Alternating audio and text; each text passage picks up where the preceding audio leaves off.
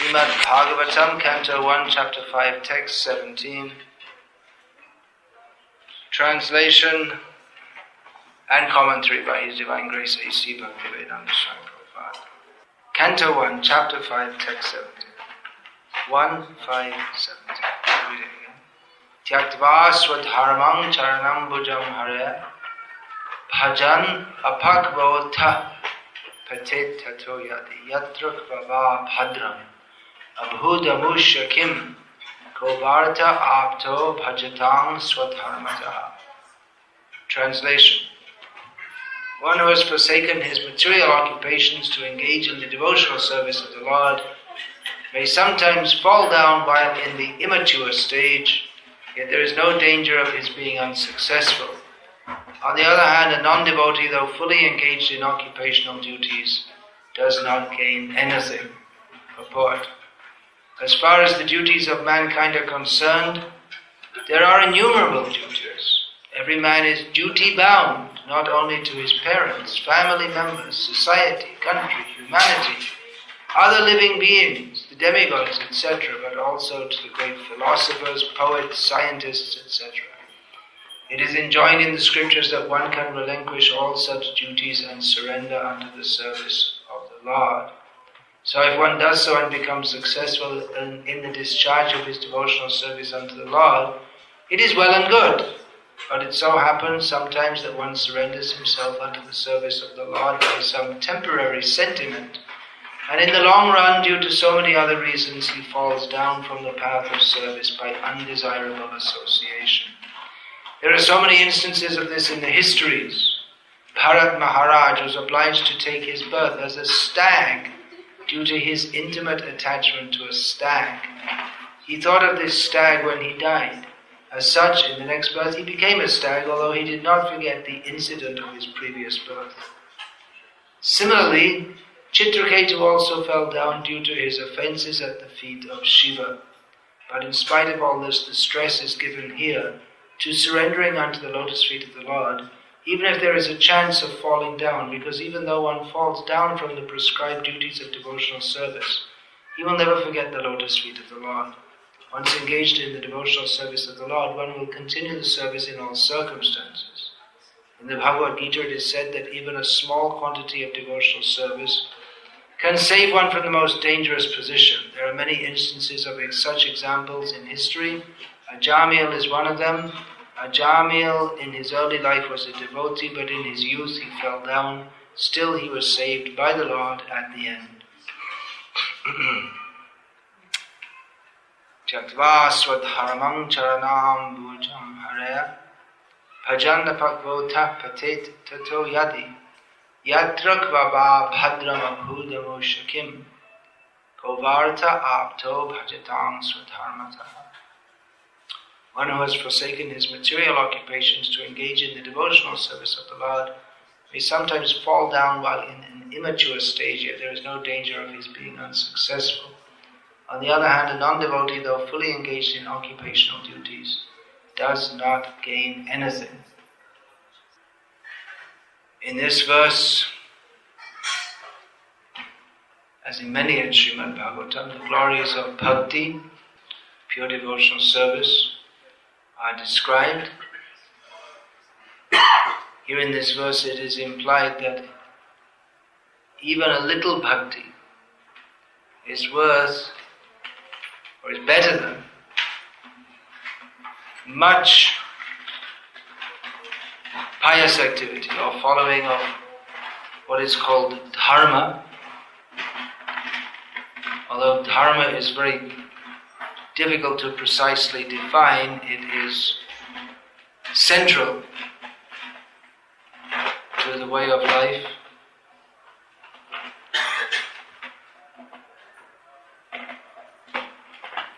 I think you should move over.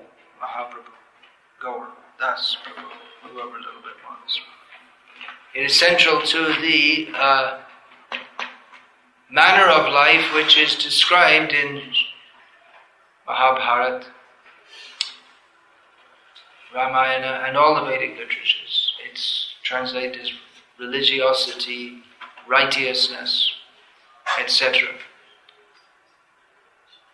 In other words, better than being good is to surrender to Krishna.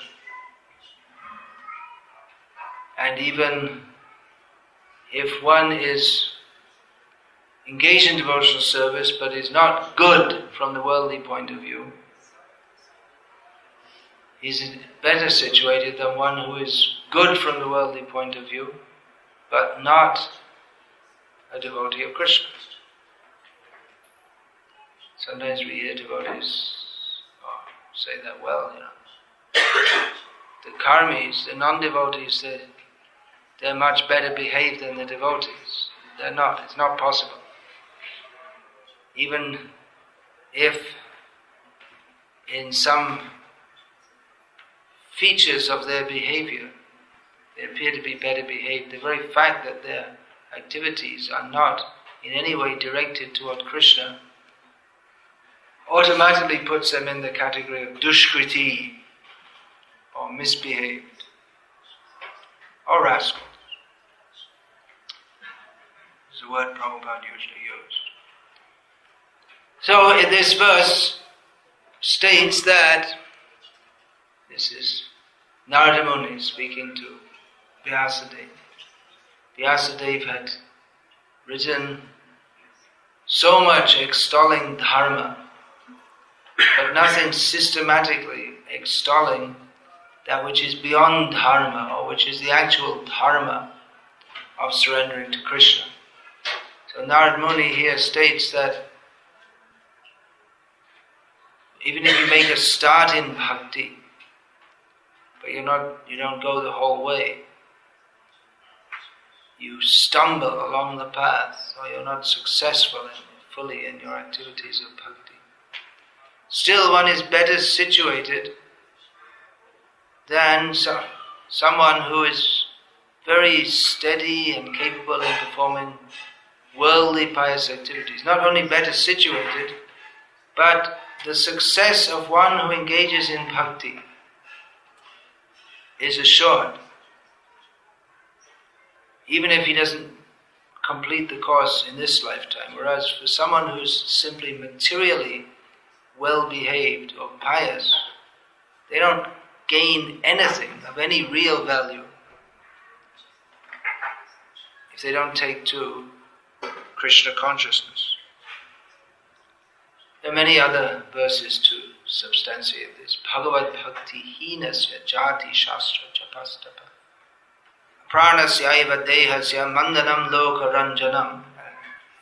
Graphic example, or vivid example, as Srila Prabhupada usually said, is that of decorating a dead body with nice ornaments. It may look nice, but it's actually horrible, isn't it? Decorating a dead body with, it may seem to be very nice, but it's something actually quite grotesque. So similarly, one may have aristocracy, one may be very learned, one may be very religious, one even may be very apparently renounced from this world, apparently not very materialistic. But if one is not a devotee of Krishna, then all these apparent good qualities are like the decoration on a dead body. It looks very nice, but if you get a little closer and examine actually what's going on, there's something very strange there. Why do you want to decorate a dead body? Just throw it out, burn it, or bury it in this country. They bury bodies right now. So in this way, the glories of pure devotional service are described. One should surrender to Krishna. That is the inherent message. As Lord Krishna states in Bhagavad Gita, Sarvadhaman parityaja mamekam sharanam raja. Give up all these dharmas, all these pious activities, and surrender to me exclusively. Forget everything else. all your good ideas, even your bad ideas, forget them too. And surrender to Krishna fully. It's quite a demand, but Krishna, he makes that demand. Surrender to me. You will be fully benefited by doing so. Krishna explains that in Bhagavad Gita. Now, the question may come, actually Arjuna had asked this much earlier in Bhagavad Gita. Well, what happens if someone, they start to perform yoga or devotional service? They go into it very enthusiastically, but somehow along the way they slip up. What happens to them? They already gave up all their material prospects for the sake of spiritual life, and then they messed up their spiritual life also. But Lord Krishna says, no, they didn't. You can't mess up your spiritual life. Patanai mutanai veda. Patanai veda namutra. What is that? I'm not remembering. One cannot. Lord Krishna says that for one who's engaged in auspicious activities, there's no inauspiciousness, even if he falls down. Even if he falls down, the very fact that he's got onto the right path means that he won't be forgotten. The progress he's made is for his benefit, eternal benefit. Sometimes we see people come to Krishna consciousness and they take it up very enthusiastically and very quickly they get the essence of it, they take it up very seriously and they go on very well, but after some time they go away. You say, what happened? Why did they leave? They were so fixed up, it seems. They were so fixed in their devotional service. Whereas you might see someone else, they're not doing that well, they're just kind of plodding along. But they keep on going. They don't go away from devotion. They don't really go very far, but they don't go away either. So it's the proverbial hare and tortoise analogy. It's better to be a steady tortoise than a lazy hare. The hare thinks, well, I'm doing so well, so I'll just sit down here and go to sleep. And later on I'll continue. But then he loses the race. It's an interesting story because the whole concept is, why would there ever be what's the plural of tortoise? Tortoises? And hares, they don't race. It would be, it's practically an absurd proposition to race a hare against a tortoise.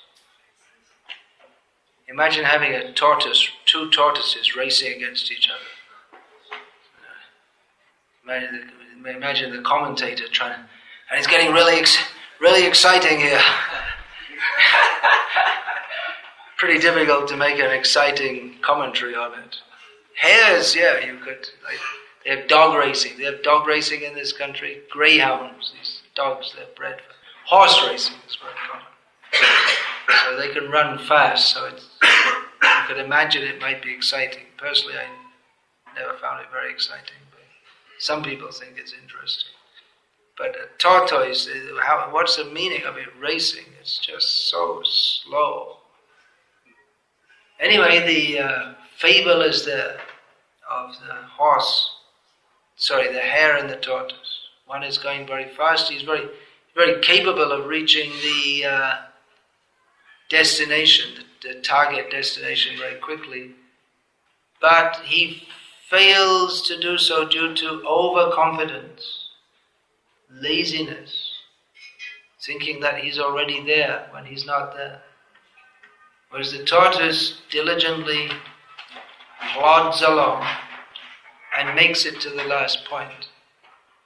So, what's better, to be another analogy, shooting star in Krishna consciousness, or a steady star, a hare or a tortoise. Shooting star means it flares very brightly for a short time, but then it's no longer seen, it vanishes. So, what's better, to keep on steadily or be really intense for a short time and then burn out? Well, what's the answer to this? So the answer is it's better to combine the good part of each, that should be very intense but remain steady also. Krishna consciousness is intense. Actual Krishna consciousness means Tivrena bhakti yogena yajita purusham param. One is enjoined to intensely worship the Supreme Personality of Godhead. That is actual devotional service. The half-hearted approach, or you can say, well, someone, at least they're coming, they're 20 years and they're still coming every Sunday and still they're doing something, although they're not that serious, or they're not that committed, but at least they're coming. Well, unless one commits oneself fully, one cannot really make much progress. If one keeps on coming, that's good. That's a lot better than not coming. But on the other hand, if we are coming and actually understanding what is the seriousness of Krishna consciousness, then we won't have a half-hearted approach. If we actually understand what Krishna consciousness is, then we will take it up very seriously. Then again you may say, well, someone takes it up seriously, people take it up seriously, and they go away. Some of them, not all of them. So better just operate at your own capacity. Better don't go too fast, too hard. So there is some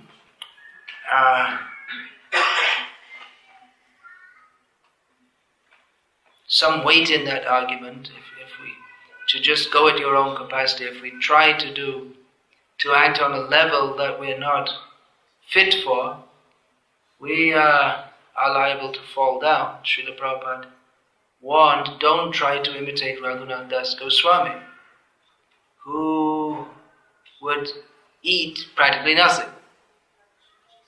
If we try to imitate that, because we are not anywhere near the level of consciousness, of absorption in Krishna consciousness of Raghunath Das Goswami, then just by ceasing to eat, as he has done, that won't automatically bring us to the same level of consciousness.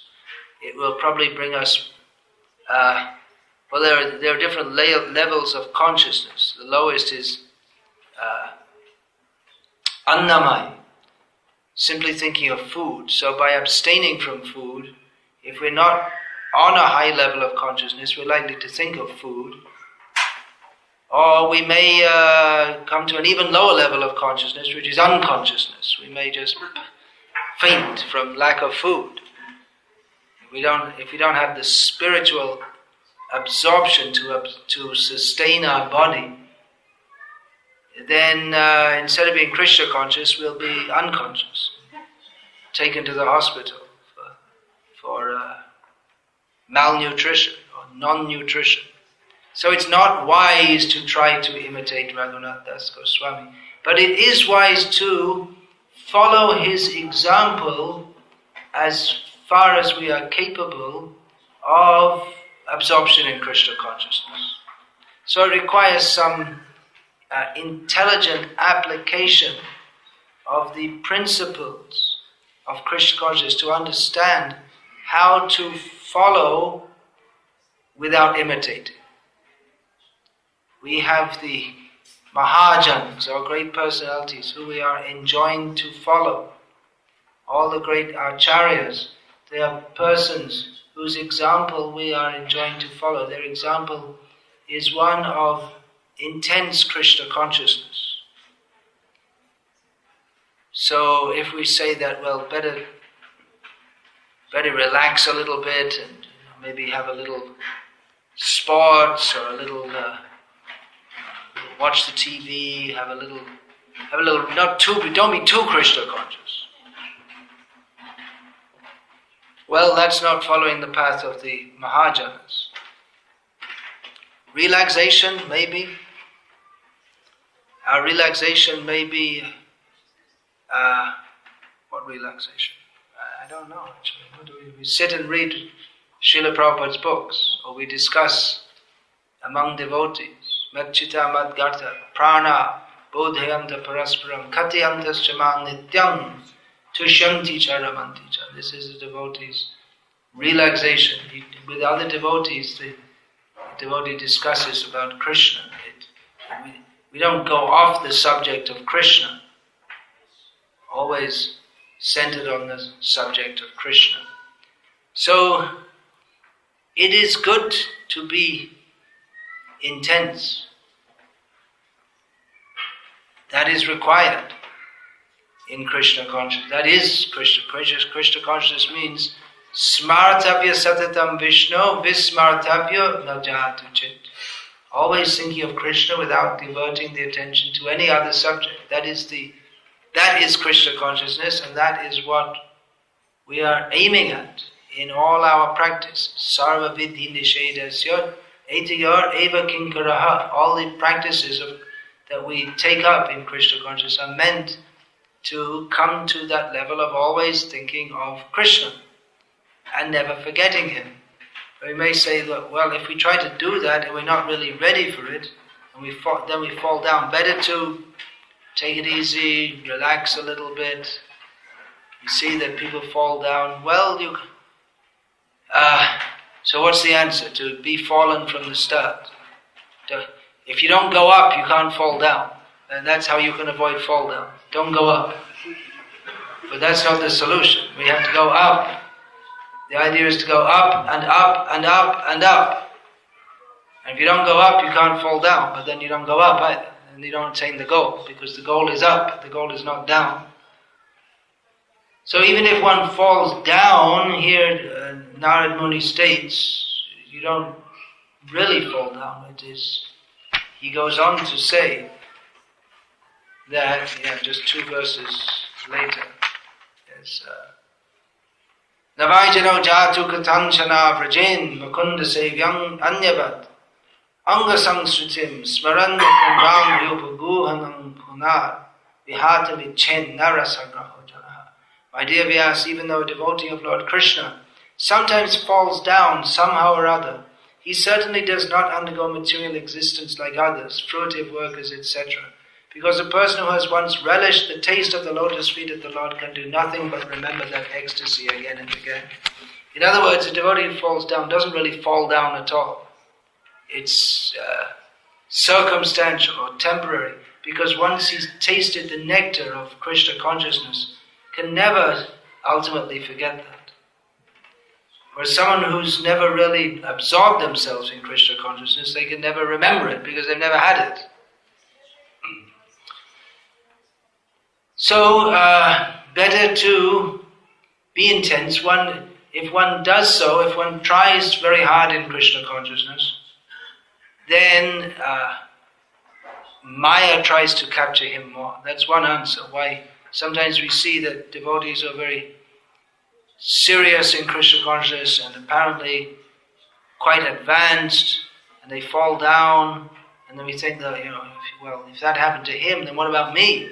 What chance do I have? But that is described, that is the action of Maya, which is very difficult to overcome. Devi Esha Gunamayi Mama Maya Duratyaya, Lord Krishna says. That my Maya is a divine energy consisting of the 3 modes of nature, which is very difficult to overcome. So Maya, or the illusory energy, has 2 principal phases. The Avaranatmika vritti, which is the general covering potency. Everyone is covered by Maya. People don't know who they are. They don't know I'm an eternal servant of Krishna. Everyone is covered by Maya. But if someone tries to come out of Maya, then she has another phase of action, prakshepatmika vritti, which means the throwing potency. Someone's coming out and she throws him back. So that's Maya's duty to test if someone is serious in Krishna consciousness. And even if they are serious, Maya has many tricks. And Maya may divert a person, but if one divert a person who's seriously taken to Krishna consciousness, but if one has seriously taken to Krishna consciousness, then neha brikvanashosti pratyavayo nevidyate swalpamapyasya dharmasya trayate mahato bhaya. If one even makes a little progress on the path of Krishna consciousness, the result of that, he's never bereft of that. He's never a loser. And actually in that verse in Bhagavad Gita, which I just quoted, in the purport of that, Srila Prabhupada quotes this verse, which I read today. So, what is better in Krishna consciousness, to be like a hare or like a tortoise? Well, a hare who relaxes, that's not very good. And one who goes very slowly, that's not so good either. So better have the running speed of a hare and the determination and sense of a tortoise. In other words, run and keep on running. Don't stop. Keep on going to Krishna. Of course, people take to Krishna consciousness at different levels. It's, as Srila Prabhupada describes, that in the perfection of yoga, he describes that people who take to Krishna consciousness in this life, it's understood that they've taken to Krishna consciousness in previous lives also. They become attracted. That's described in Bhagavad Gita, that persons who are not successful, the yoga brashta, one who is not successful in yoga, he, again in his next life, he becomes attracted to that. So we see that some people take to Krishna consciousness and some don't. The same message is preached to everyone. But some people take it up and some don't. Why is that? Because some people, they have an attraction from a previous life. They've already been situated in Krishna consciousness to some degree or other, and if in a previous life. Whereas others, they haven't, and therefore they don't take to Krishna consciousness. They don't take very seriously. So someone who takes to Krishna consciousness very seriously, it can be understood that he had already made significant progress in a previous life. Whereas someone who takes it up, but not very seriously, you can understand, well, he had some contact with Krishna consciousness in a previous life, but maybe didn't progress so much. So, the hare and the tortoise, obviously they have different capacities. The hare can run very fast, the tortoise cannot. So some people, even in coming to Krishna consciousness, they have some, well, they're not so advanced from previous life, or they may have various doubts or attachments. But anyway, anyone who takes to Krishna consciousness is very fortunate. And in whatever level one can do, one should take to Krishna consciousness. Of course, no one is inherently a hare or a tortoise. Inherently, everyone is a devotee of Krishna. Everyone inherently can be fully Krishna conscious. Srila Prabhupada sometimes used to say that we can surrender to Krishna in a moment, but we don't. And there is a process of sadhana bhakti, following rules and regulations. Because it's understood that most people, even though we can surrender to Krishna immediately, for most people, we find it very difficult to do so because we have so many material attachments and doubts. So the process is that for gradual purification. And one who is advanced, probably from a previous life, they may take up the process of purification with great zest, in enthusiasm, whereas someone else, they may take it up somewhat half-heartedly, but anyone who takes it up is very fortunate. To take it up half-heartedly is less fortunate, or less intelligent, because if we understand what Krishna consciousness is, if we can get some understanding, then definitely we'll want to take it up very seriously. If we understand that we are eternal servants of Krishna, there's nothing for us to do, there's nothing outside our self-interest but surrender to Krishna, then certainly we'll want to take it very seriously. But then, even if someone doesn't take it very seriously, but they take it up, they like chanting, they like prasadam, they may like even to discuss the philosophy of Krishna consciousness, but they don't implement it in their lives so very seriously. But still they're better situated than someone who has no attraction toward Krishna. So anyone's effort, in any way one goes toward Krishna, that is to be lauded, that is very good.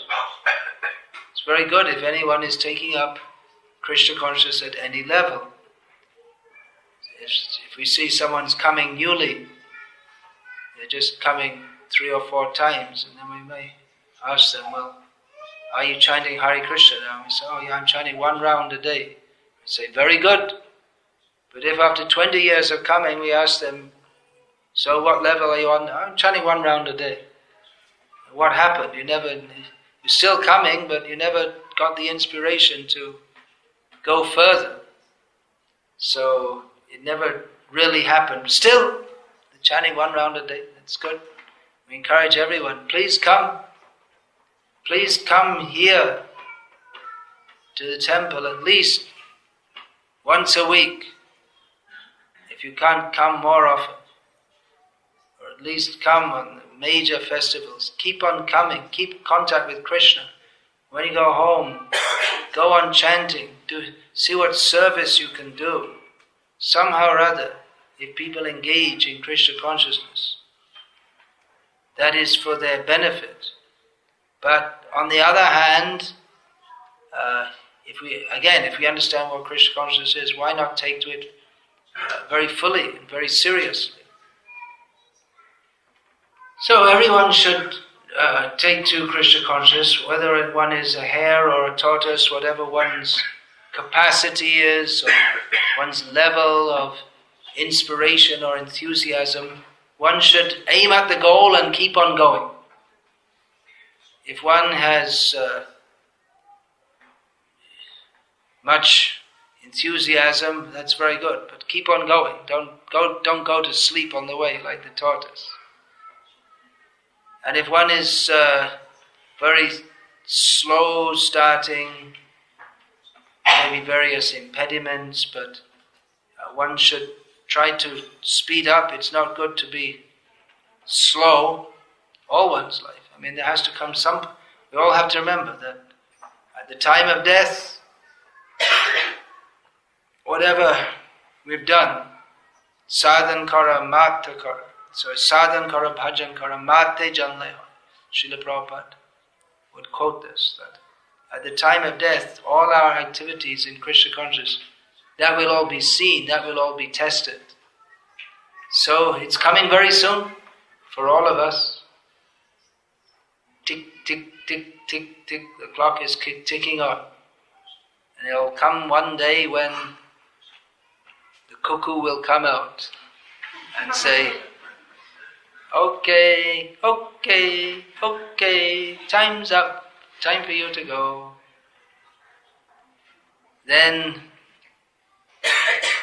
we may make many excuses in our lifetime that, well, I couldn't take to Krishna, I couldn't do it because of this or because of that, or they may sound like very good excuses, but they won't help us at the time of death. So Krishna consciousness is very serious, and at the same time we find people take to it at different levels.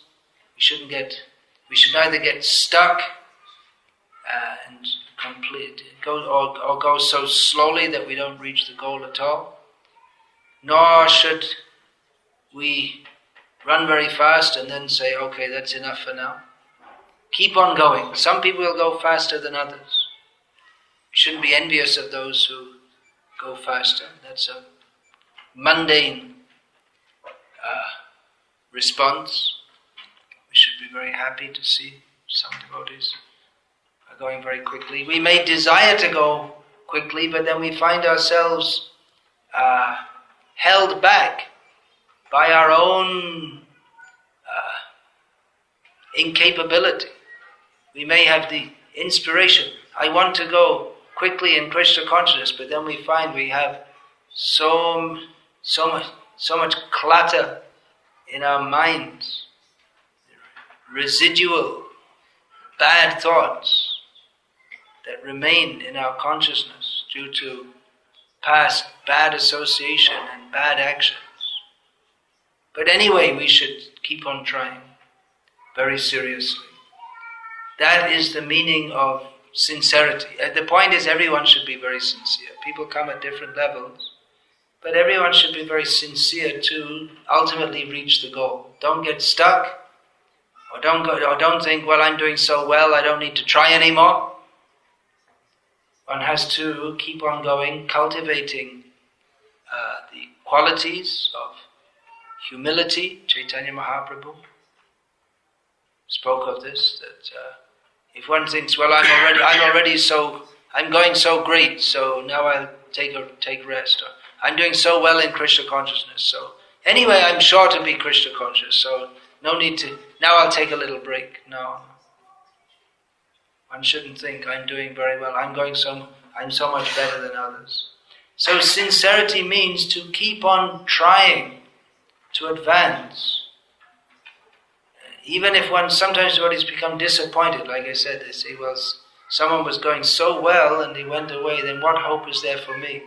But disappointment that is not good. That actually means a lack of faith in Krishna and the process. That even if we see some go away, we shouldn't be disappointed and think that, well, Krishna consciousness doesn't work. It does work. And even if we see someone who was doing well has gone away, we shouldn't think that negates the value of Krishna consciousness, or rather it proves that even if it proves the statements of Shastra, that if someone's maybe doing very well, but if they cease to follow the process properly, then they fall away from it. But that falling, again, we have to understand, that is not actually falling. Krishna keeps his eye on them.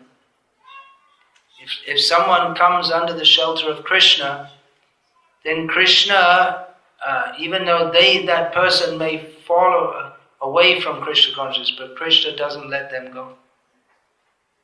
If anyone has made any sincere advancement toward Krishna, then Krishna doesn't let them go. And if you think, well, I've been very sincere, okay, now I can enjoy the material world and Krishna will look after me. Well, that's not sincerity. So one shouldn't not try. Everyone should try. Even if we think I'm going very fast, we can try harder. Don't go so fast that we trip over. That's another thing. Again, we have to see what is our capacity. But everyone should try very seriously in Krishna consciousness with full faith that this is in my ultimate good, and there's no ultimate good in anything else that we may do other than surrendering to Krishna. Surrendering means our thoughts, our words, our activities. Yaha yasya harer dasya karmana manasagira nikilasvapyavastasu jivan mukta sochate. Our thoughts, our words, our activities, everything should be offered in the service of Krishna. Such a person is considered liberated, even in this life. So even if such a person apparently has some difficulty or falls down, such a person is protected by Krishna. Hare Krishna. Shall I take a question or two or not? All right. Yeah. So if there are any questions about this, kindly ask. Yes. You have a question, or that's from your own personal question? Okay. At the beginning you mentioned that sometimes we say that non-devotees are better than devotees. Does this refer only to actual devotees? Because we can see that some they seem as devotees. The question is, non-devotees sometimes seem better than devotees. Well, I was making that comment saying that sometimes we hear devotees say that. But I negated that, saying that they cannot be better, even though it may seem that in some ways certain non-devotees behave better than certain devotees. But the very fact that a non-devotee's activities are not in relation with Krishna, it's like multiplying everything by zero. Let's take a big number here. 50 trillion. It's a big number, isn't it? How many zeros after a trillion? Well, 9 is it? 9 zeros after 1 trillion means 1.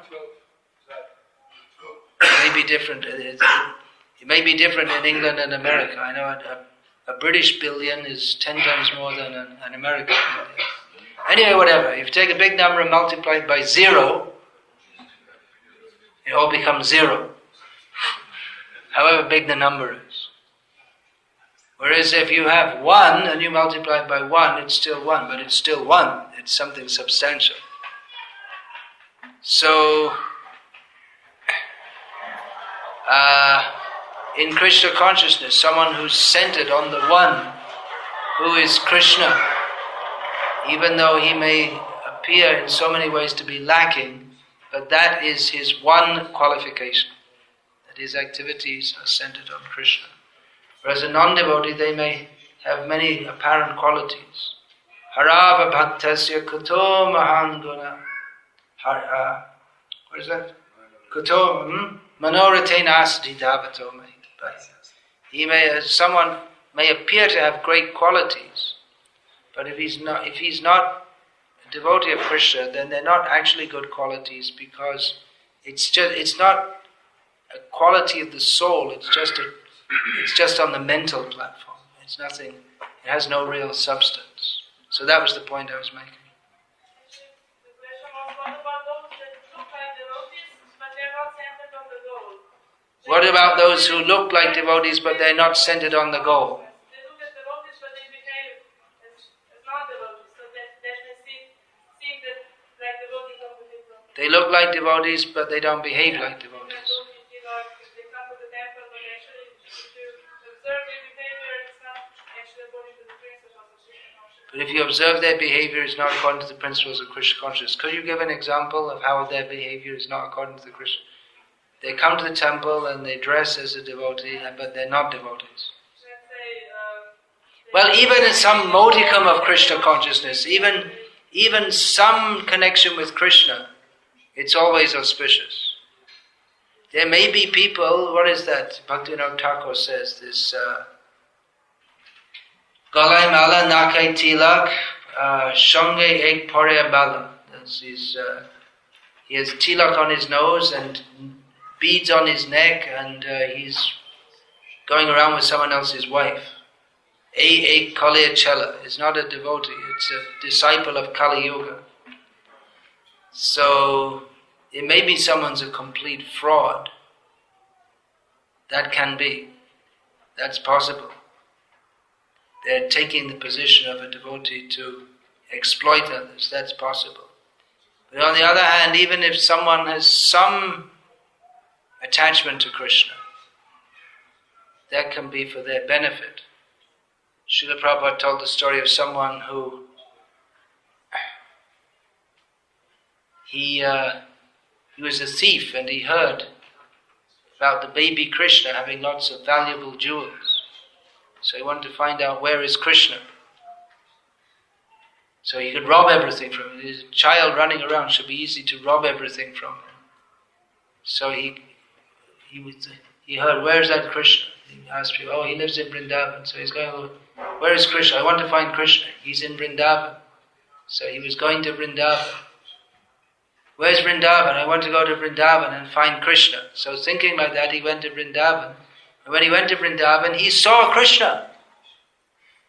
Krishna showed himself to him. But by that time, by thinking, I want to find Krishna, he became so purified that he was attracted to Krishna and not to the jewels on Krishna. Something like Dhruva Maharaj's story. Yena kena prakarena mana Krishna nishevayat. Somehow or other, the mind should come into Krishna consciousness. So if someone's totally bogus, they may be using that the role of a devotee. It's not so easy in the Western countries to use the role of a devotee to exploit others. It's possible, but see, the thing is, in the society that Bhaktivinoda Thakur lived in, is a very religious society in which, by taking the role of a religious person, it was easy to cheat simple-minded people. So that was quite common, that people would dress as a saintly person in order to gain their respect and donations and exploit them. It's not so easy in the Western world at the present time to do that. Yeah, so, anything else? If not, then Hare Krishna, Hare Krishna. Yeah, just in time, before we got on to Krishna, Krishna, Hare Hare. Hare Rama, Rama Rama, Hare Hare. Yes, what's your question? Can you explain what does it mean devotees advance fast, quickly, and each one goes slowly? What does it mean to advance quickly or slowly? Yeah, in practical life. In practical life. Well, that's manifest in one's activities, isn't it? If we see that someone is very enthusiastic to serve Krishna, they're very serious to advance, they only want to talk about Krishna, they don't want to waste time in mundane activities, that means they're serious to advance, isn't it? Whereas if someone is, yeah, okay, all right, little kirtan, that's nice, especially if someone's singing very nicely, and all right, okay, that's good. And just like I've heard, I don't have practical experience of this, but I've heard sometimes devotees, they'll come to the temple on Sunday and talk with each other about a football match. I've heard that such things do happen. So that means they're not very serious to advance, isn't it? I mean, it's not that difficult to understand what the difference is.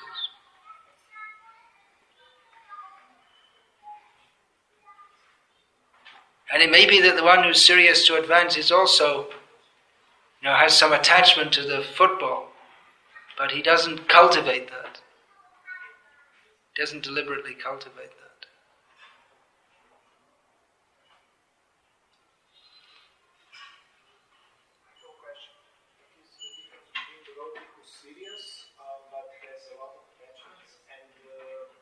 Somebody who's like false devotee.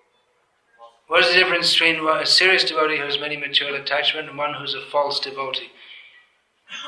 It's different in outlook and motivation. Again, one who's wants to advance but has many material attachments or contaminations, they're serious. They want to advance. Their inner motivation is that I want to advance in Krishna consciousness, even if they're hampered by various material attachments and bad habits. Whereas a false devotee means one who takes the role of a devotee with the deliberate intent to make some material gain by posing as a devotee. And that example I gave in the time of Bhaktivinoda Thakur, it was quite common enough that Bhaktivinoda Thakur wrote songs about it, that people would pose themselves as devotees to, for instance, exploit other people's wives. That kind of thing is still going on in India. There's recently in South India, there's one charlatan by the name of Nityananda. Good name, but a bad person who uses that name, who in a group He was in some school and there were young women, and he said, well, I don't see any difference between men and women. For me it's all the same, so all the girls, they can all come and dance with me. The rascal. He was using the language of spiritual advancement to mislead young girls and engage in sense gratificatory activities with them. So that's rascal. Whereas this serious devotee who's hampered by material attraction, he may also be attracted to the young girls. And that attraction may hinder his efforts to fix his mind on Krishna. But he doesn't go and deliberately dance with the young girls or make up some bogus philosophy to substantiate his engaging in illicit activities. And even if he does, he might get into chatting with the girls or something like that. Maya can be very tricky. See, a devotee for the sake of service, he may start talking to, or she may start talking to a man, or he may start talking to him for the sake of Krishna's service. But Maya is so tricky that attraction may develop. And then he becomes victimized. But then if he becomes victimized, he doesn't say that, well, it's all my leela or some such thing. He says that I became victimized by Maya. He's honest enough to admit that.